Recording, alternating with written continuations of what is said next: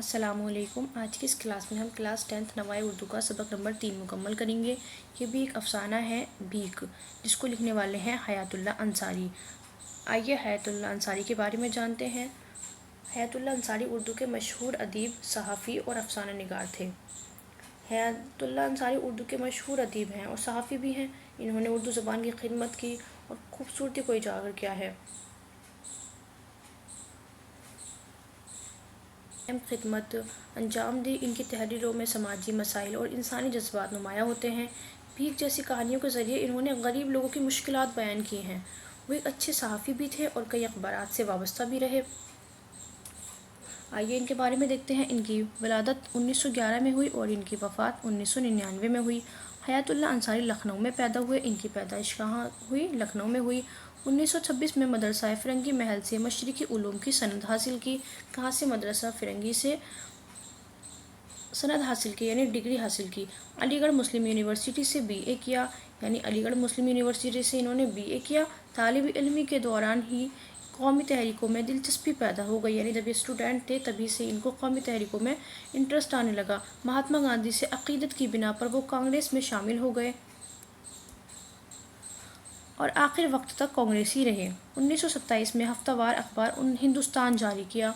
1944 में पंडित जवाहरलाल नेहरू ने लखनऊ से रोज़नामा कौमी आवाज़ जारी किया और अंसारी साहब इसके पहले मुदीर मुकर्रर हुए। 1966 और 1982 में राज्यसभा के रुकन रहे, यानी वहाँ के भी मेंबर रहे, राज्यसभा के मेंबर रहे थे। हयातुल्लाह अंसारी और इनकी अहलिया ने उर्दू को उसका जायज़ मकाम दिलाने के लिए डॉक्टर ज़ाकिर हुसैन के साथ एक दस्तखती मुहिम चलाई थी। अफसाने, नॉवेल और नावलों के साथ साथ तनक़ीदी मज़ामीन भी लिखे और गैर उर्दू दां हज़रात को उर्दू सिखाने के लिए एक कायदा 10 दिन में उर्दू लिखा। 1952 में लखनऊ में तालीम बालिगानी के लिए तालीम घर कायम किया। हयातुल्लाह अंसारी ने प्रेमचंद के अफसानों से मुतासिर होकर अफसाने भी लिखे, लेकिन इन अफसानों की फ़िज़ा मुख्तलिफ है। इन अफसानों के मुताले से अंदाज़ा होता है कि उनमें मुशाहिदा, तख़य्युल और फ़िक्र तीनों एक दूसरे के मुतवाज़ी हैं। इनके अफसाने ज़िंदगी की तमाम पहलुओं की तर्जुमानी करते हैं। हयातुल्लाह अंसारी के अफसानों का पहला मजमू अनोखी मुसीबत 1939 में शाया हुआ। इसके बाद भरे बाज़ार में, शिकस्ता कंगूरे और ठिकाना के उन्वान से उनके अफसाने में मजमूए नॉवेल मदार और घरोंदा मंजर आम पर आए। 5 जिल्दों पर मुश्तमिल ज़ख़ीम नावल लहू के फूल छपा। ये इनका बहुत मशहूर नावल है जो 5 जिल्दों पर मुश्तमिल है। इसका नाम क्या है? लहू के फूल। जदीदियत की सैर, ये भी किनका है? हयातुल्लाह अंसारी का है। हयातुल्लाह अंसारी की तनक़ीदी किताब है। जदीदियत की सैर क्या है? एक तनक़ीदी किताब है। इन्होंने बच्चों के लिए भी कहानियाँ लिखी जो मियाँ खूखू और कालादेव के नाम से शाया हुई। किस नाम से शाया हुई? मियाँ खूखू और कालादेव के नाम से शाया हुई वो कहानियाँ जो इन्होंने बच्चों के लिए लिखी। आइए अफसाना देखते हैं। अफसाना है भीख। हयातुल्लाह अंसारी ने इस अफसाने में वो चीज़ पेश की है जिस ऐशो आराम में हम जी रहे हैं उसी के बरक्स ऐसा रूप भी है जो गरीबी में जीते हैं, उन्हें 2 वक्त की रोटी तक नहीं मिलती। तो उनके बारे में हयातुल्लाह अंसारी ने कलम उठाई है और उनके बारे में लिखने की कोशिश की है, उनके बारे में लिखा है।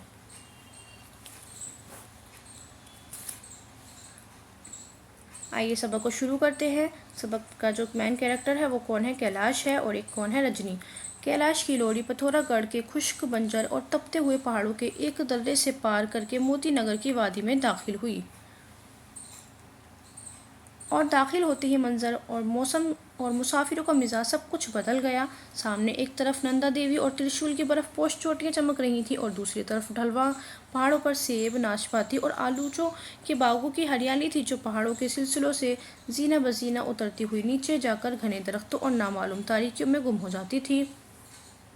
जब लारी स्टैंड पर पहुंची, कैलाश अपनी बहनों समेत उतरा तो उसे ऐसा महसूस हो रहा था जैसे आज कोई बहुत बड़ा त्यौहार है जिसे पहाड़ और उनकी चोटियाँ, दरख्त और चिड़ियाँ, आसमान और सूरज ये सब के सब इंसानों के साथ मिलजुल कर मना रहे हैं। कैलाश कैसा महसूस कर रहा था? कैलाश को लग रहा था कि जैसे आज बहुत बड़ा त्यौहार है, जैसे पहाड़ की चोटियाँ, दरख्त और चिड़ियाँ, सूरज सब के सब क्या हैं? वो त्यौहार मिलकर इंसानों के साथ मना रहे हैं। उस खुशगवार यानी बहुत अच्छे मौसम में मंजर मैं कैलाश ऐसा खो गया कि उसे अपनी सख्त बीमारी की वजह से ज़िंदगी की तरफ से जो मायूसी थी वो बिल्कुल दूर हो गई।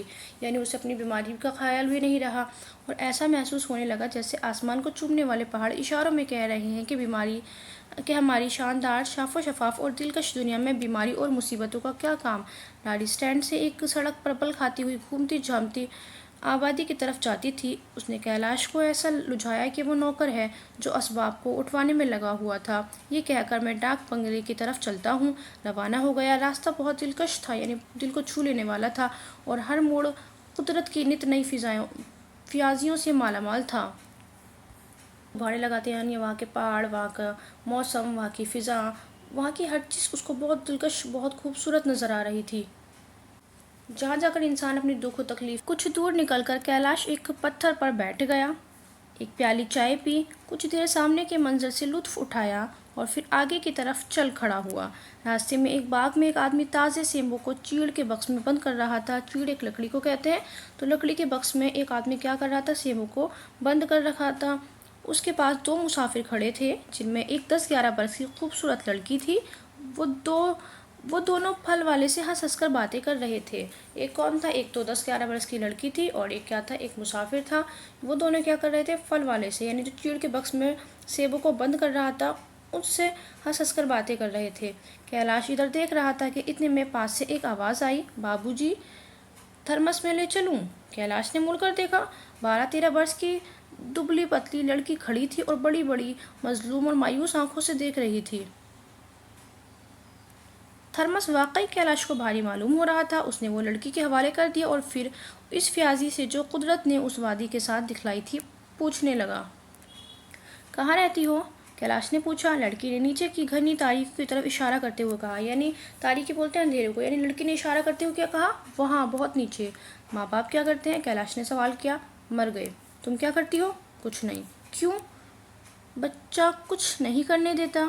बच्चा भी है? लड़की इस बदगुमानी पर हंस पड़ी और कहने लगी, मेरा 2 बरस का भाई है जो बहुत दिक करता है, हर वक्त खाना मांगता है, रात को ना सोने देता है और ना डर।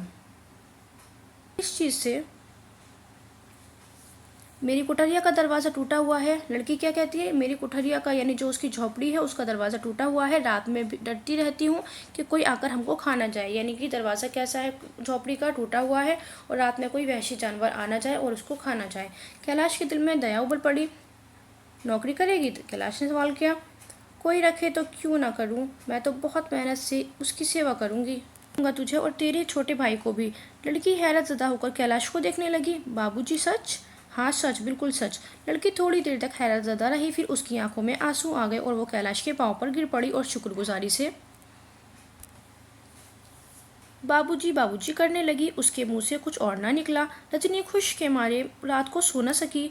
ज़रा ज़रा देर के बाद उसकी आँख खुल जाती थी और हर बार वो करवट लेकर टूटे कवाड़ों की दरजों से झांकती थी कि पहाड़ों के ऊपर आसमान पर सुबह की सफ़ेदी तो नज़र नहीं आ रही।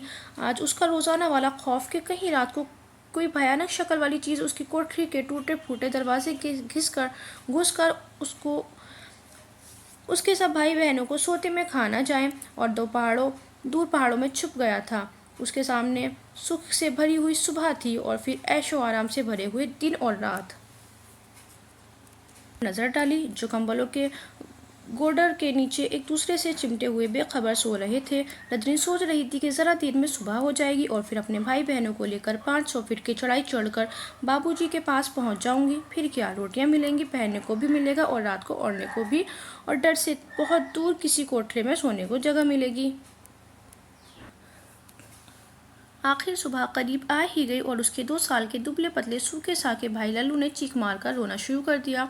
आज रजनी ने सुस्ती नहीं दिखलाई और जल्दी से उसे पेशाब करा लिया, वरना होता तो ये था कि वो यूं ही दिन चढ़े तक पड़ा रहता था और फिर जब उसका बिस्तर रजनी को भीगा हुआ मिलता था तो वो लल्लू को धनक कर रख देती थी। लेकिन आज उसने क्या आज उसने बिल्कुल भी सुस्ती नहीं कराई। जो काम था बाकी जल्दी जल्दी कर लिया। आज रजनी ने सिर्फ इतना ही नहीं किया कि उसे पेशाब करा लिया, बल्कि उसे प्यार भी किया और बहलाया भी।